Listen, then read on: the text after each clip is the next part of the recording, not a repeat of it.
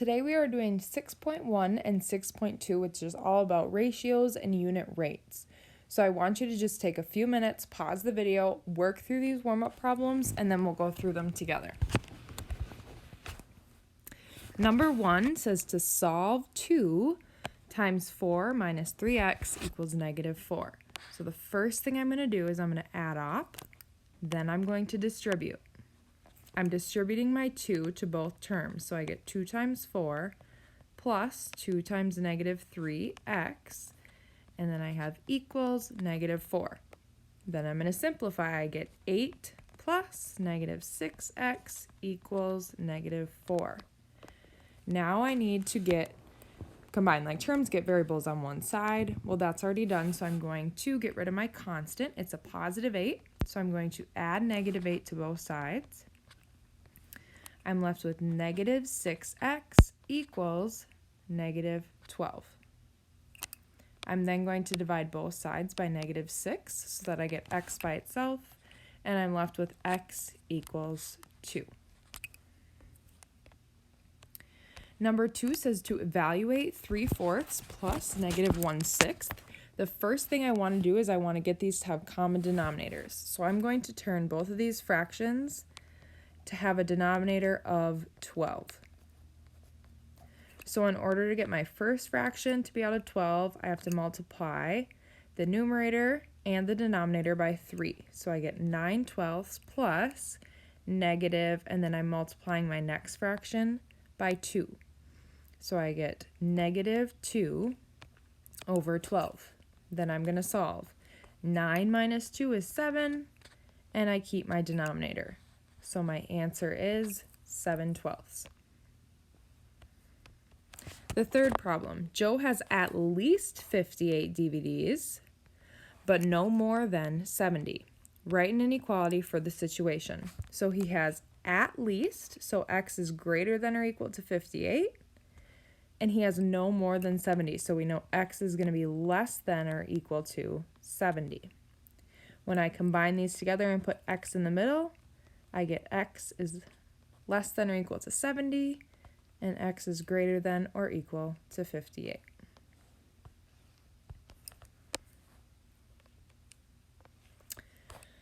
All right, some definitions. Ratios. A ratio is a comparison of two things using division. You always need to put it in simplest form. So an example would be 5/6 or 5:6 or 5:6. So these are all the same way of representing a ratio. A part-to-part ratio compares a part of a set to another part of the same set, and a part-to-whole ratio compares a part of the whole to the whole. So I want you to pause this, take a couple minutes, and write down these definitions.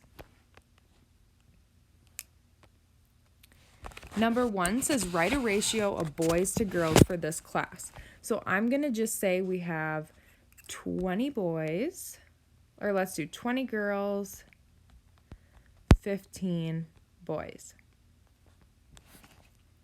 I need to write a ratio of boys to girls. So my boys is going to go first.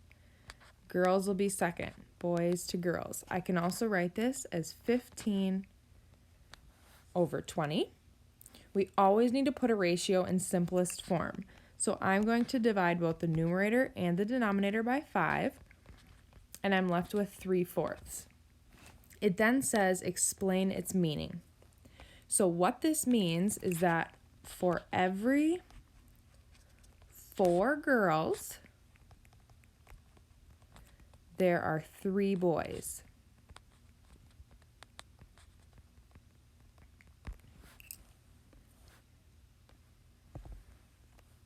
Some examples. In tennis class, you have won 15 out of 24 matches. You have lost 9 matches. Write each ratio in simplest form and explain its meaning. So A is the number of wins to the number of losses. So my wins are 15. My losses are 9.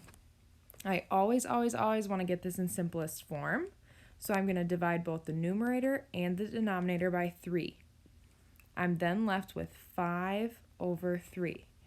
Then it says explain its meaning. So what this means is that for every 3 losses, you win 5 games. So when you're writing these, it's easier to first start with what's on the denominator. So for every 3 losses, and then go to the numerator, you win 5 games. B is the number of wins to the total number of matches. So there was 15 wins, there was 24 matches. I'm going to get this in simplest form. So I'm going to divide both the numerator and the denominator by 3. I'm left with 5 over 8. What this means is that for every 8 matches, again, I'm starting with that denominator, there are 5 wins. So out of 8 games or 8 matches, you're going to win 5 times based on the ratio. United States or customary units. There will be some converting in this chapter, so I want you to pause this video and I want you to write down these conversions for length, width, and capacity, or when you're measuring liquids.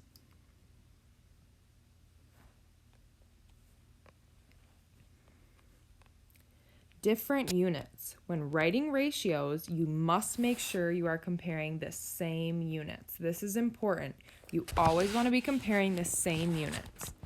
So when it says express the ratio 10 cups to 3 pints as a fraction in simplest form, we know that it's 10 cups over 3 pints. But we want to be comparing the same thing, so we're going to need to do some converting.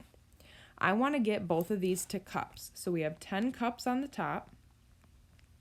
And in order to convert 3 pints to cups, I'm going to take 3 pints over 1 times, and then I go back up to my measurements.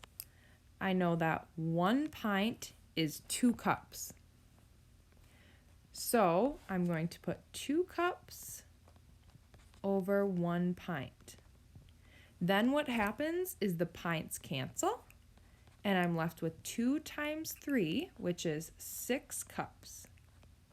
So 3 pints is equivalent to 6 cups. So then I put 6 cups on my denominator. I need to write this in simplest form.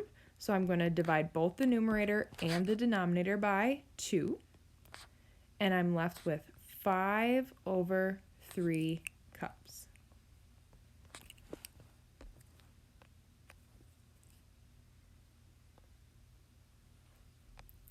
Comparing ratios. To compare ratios, write all of the ratios as decimals or fractions with the same denominator.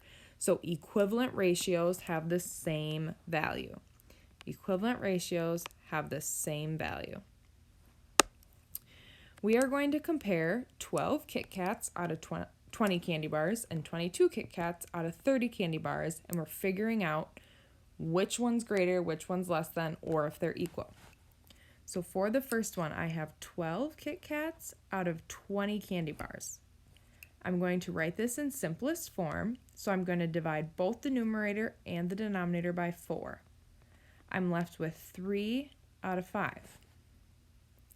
For 22 Kit Kats out of 30 candy bars, I'm going to take 22 Kit Kats out of 30 candy bars, and I'm going to put this in simplest form. So I'm going to divide both by 2.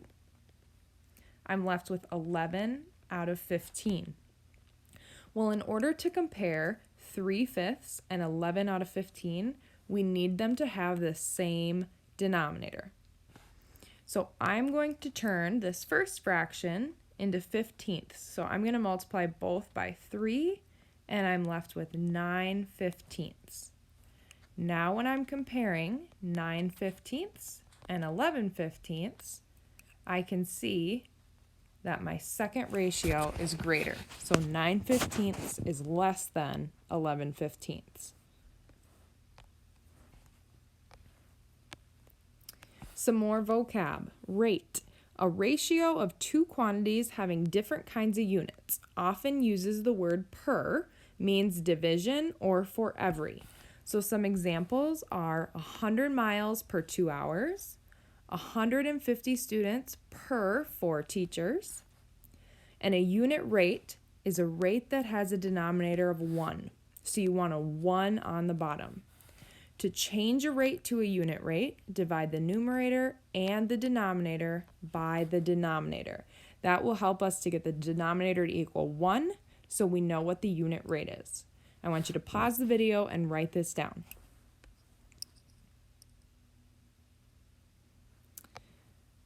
Some examples, finding unit rates. So it says express each rate as a unit rate. Round to the nearest tenth if necessary.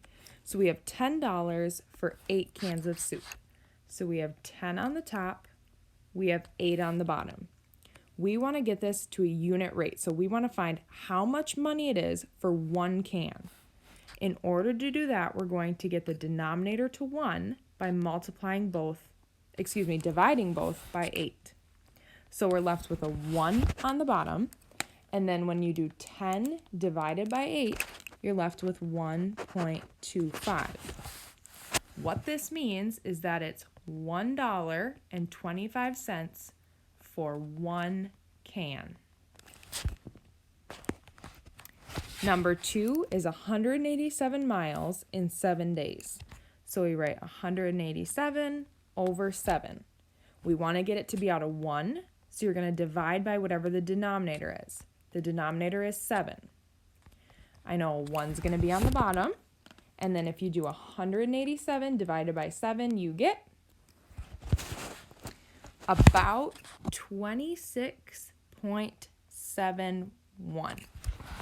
So then it asks, or how many miles are you traveling in 1 day? You're traveling about 26.71 miles per day. So each day you're traveling about that long.